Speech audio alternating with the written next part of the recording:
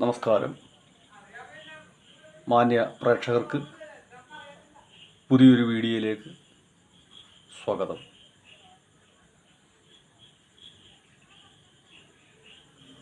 കർക്കിടക വാവുബലിയും ശ്രാദ്ധവും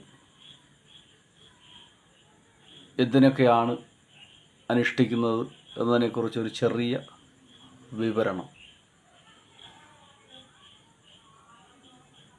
കർക്കിടക മാസത്തിലെ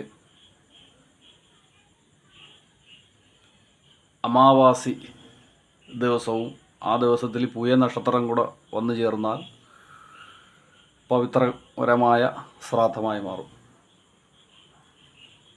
എന്താണ് അമാവാസിയിൽ തന്നെ ശ്രാദ്ധം ഊട്ടുന്നത് എന്ന് ചോദിക്കും. എല്ലാ 15 ദിവസവും കറുത്ത പക്ഷമുണ്ട്, വെളുത്ത പക്ഷമുണ്ട്. അതിൽ ശ്രാദ്ധം നിർവഹിച്ചാൽ പോരെ എന്നുള്ളൊരു ചോദ്യം വരും. ഇവിടെ കർക്കിടക മാസത്തിലെ ബലിദാന തർപ്പണങ്ങൾക്ക് ഒരു പ്രത്യേകത എന്ന് പറയുന്നത് വിനാഴിക നാഴിക കൊണ്ട് ചന്ദ്രൻ ഭൂമിയോട് ഏറ്റവും അടുത്ത് വരുന്ന ദിവസമാണ് അമാവാസി. കർക്കിടകത്തിൽ അടുത്ത് വരുന്നത് മാത്രമല്ല, ഒരേ രേഖയിൽ വരികയും ആ രേഖയിലൂടെ ഒരു പ്രത്യേക രശ്മി ഭൂമിയിലേക്ക് പതിക്കുകയും ചന്ദ്രലോകത്തിൻ്റെ മറുവശം എന്ന് സങ്കല്പാനുസൃതം പിതൃക്കൾ വസിക്കുന്ന ഒരു ലോകം, പിതൃലോകം എന്ന് പറയും.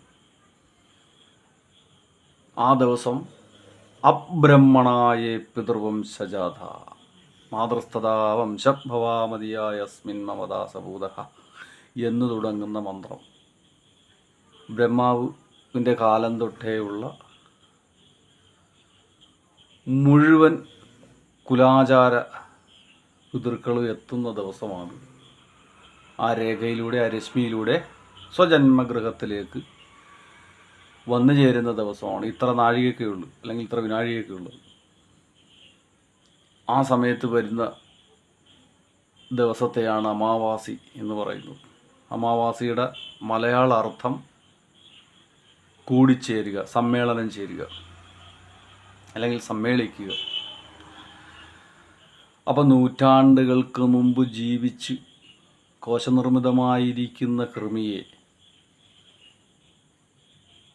കൊടുത്ത് തലമുറകൾ കഴിഞ്ഞ് ഹൃദീഭവിച്ചു, വീണ്ടും ജനിച്ച്, വീണ്ടും ഹൃദീഭവിച്ചു.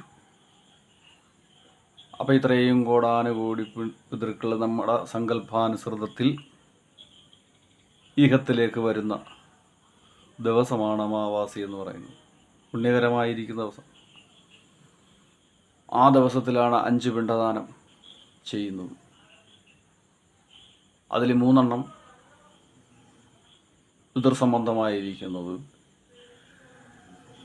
അതിൽ 3-ാമത്തെ പിണ്ഡം പ്രേതാത്മാക്കൾക്ക്,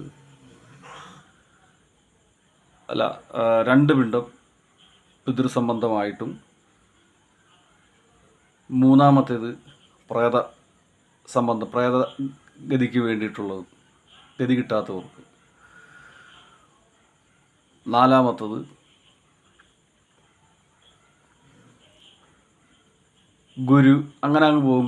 ഗുരുക്കന്മാർ, മാതൃപിതൃ ഗുരു, ഗതി കിട്ടാത്തവർ, കുറ്റിയേറ്റ കുലം നശിച്ചു പോയവർക്ക്, ഇടക്ക് വെച്ച് കുലം നാശമായി പോയവർക്ക്, തൻ്റെ കുലത്തിലല്ലാത്ത ആൾക്കാർക്കും കൂടെ അവസാനത്തെ 5-ാമത്തെ പിണ്ഡം ഭാന്തവാഞ്ച അന്യജന്മനി ബാന്ധവ തേഷാം ഉദരണാർത്ഥായ ഇമം പിണ്ഡം ദാതാമ്യഹം. ഒന്ന് നോക്കൂ, എത്ര ശ്രേഷ്ഠകരമാണ്. 4 പിണ്ഡവും തൻ്റെ കുലത്തിന് വേണ്ടി, 5-ാമത്തത് അന്യകുലത്തിന് വേണ്ടി. അത്രയും ശ്രേയസ്കരമാണ് ഹിന്ദു സംസ്കൃതിയിലെ ഗ്രന്ഥങ്ങൾ, ഹൈന്ദവപരമായിരിക്കുന്ന എല്ലാ ഗ്രന്ഥങ്ങളും മറ്റുള്ളവന് വെളിച്ചം നൽകുന്ന അമൂല്യമായ നിധികളാണ് എന്ന് നാം അറിയുക. ഈ മുഴുവൻ പിതൃക്കളും അന്നത്തെ ദിവസം തൻ്റെ ബന്ധുമിത്രാദികളോടുകൂടി ശ്രാദ്ധ ഉണ്ണു. അതിനുശേഷം അവർ തിരിച്ചു പോകുന്ന സമയത്ത് അനുഗ്രഹിക്കുകയാണ്. സർവദുരിത ദോഷ, സർവരോഗദുരിത ദോഷ, ആപദ്ഭീതി, പ്രേതബന്ധ, ഭൂതബന്ധ, അഷ്ടദോഷ, സർവദോഷ നിവാരണാർത്ഥം എല്ലാ ദോഷങ്ങളും നശിച്ചു പോകട്ടെ, സർവ ഐശ്വര്യ അഭിവൃദ്ധി ഉണ്ടാകട്ടെ എന്ന് പറയുക.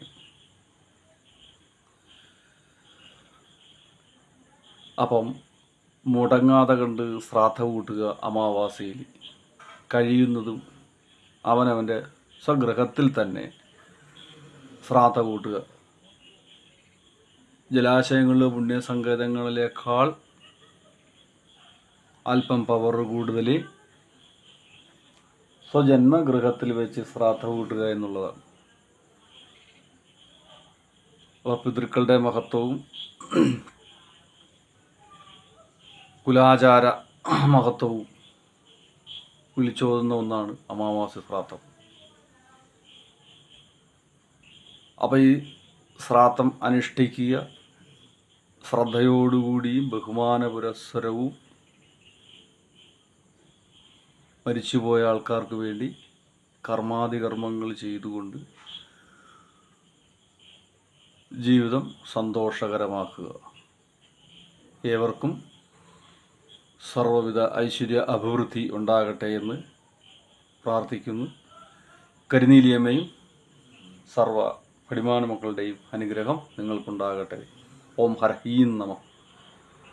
ശ്രീ ഗുരു പാദുകാം പൂജയാമി.